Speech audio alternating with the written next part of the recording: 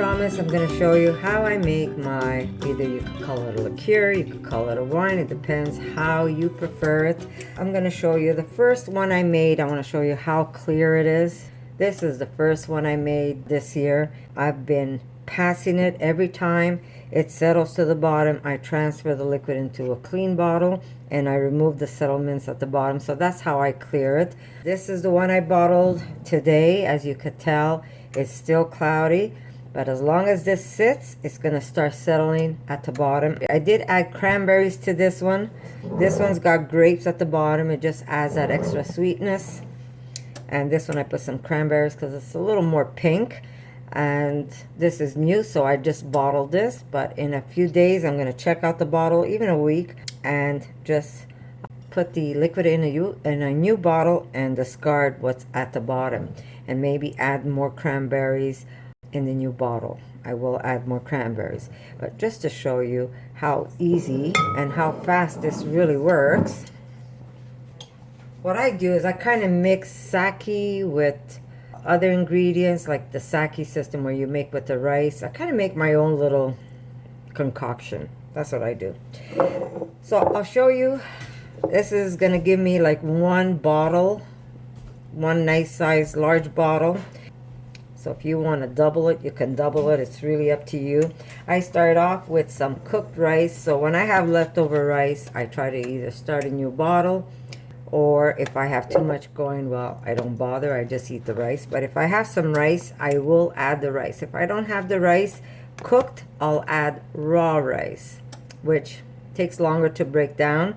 But if I have the cooked, I will use the cooked, and I'll tell you how much I'm going to use.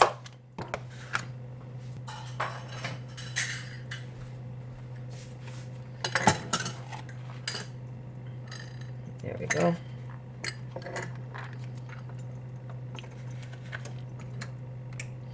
And if you ask me what kind of rice, whatever rice I have on hand. But if you have a sweet rice or a sushi rice, that's even better because of the sugars in the rice. So I'm using a whole cup of rice in this container. Now that I made a mess on my counter. Okay, my counter is clean, so I'm just going to throw that in. There we go. And to that, I'm going to use some sugar. And I'm going to use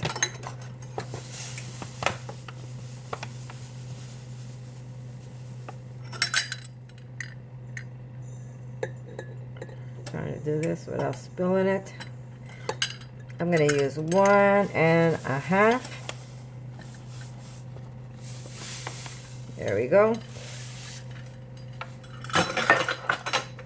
And to that, I will add some blackberries because I have them.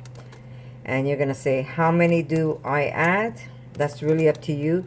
The more fruit you add, the nicer your drink is going to be. The more pretty color it's going to be. The color is going to be a lot nicer. I've got maybe a couple of strawberries. I'm going to take the little ones and keep the big ones for my daughter. So I'm going to take about 3 strawberries in this batch. You can't get something easier than this. So I'm just going to cut those in half. There we go. 3 strawberries. And I have fresh pineapple, but I also have frozen pineapple. And since I need room in my freezer, I am going to take some frozen pineapple and just throw it in there. And if I see I have other fruit during the week, I could just keep adding it as it's fermenting, so I'm not worried about that.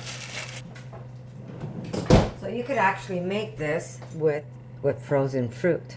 You know, you could add some raisins in here if you want. I've got some cranberries. I might add some of those since they're already sweet, and they will add some color.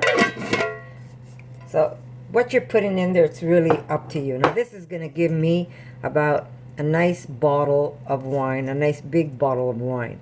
And to that, I am going to add, now you put a nice pinch of regular yeast. So that's 2 nice pinches. And I am going to add the rest water. Now my water is warm. I'm okay with that. If you don't want to use warm water, you could use cold water, as long as your water is either sterilized or filtered. So that's all it takes to make this. I'm just going to give that sugar a spin.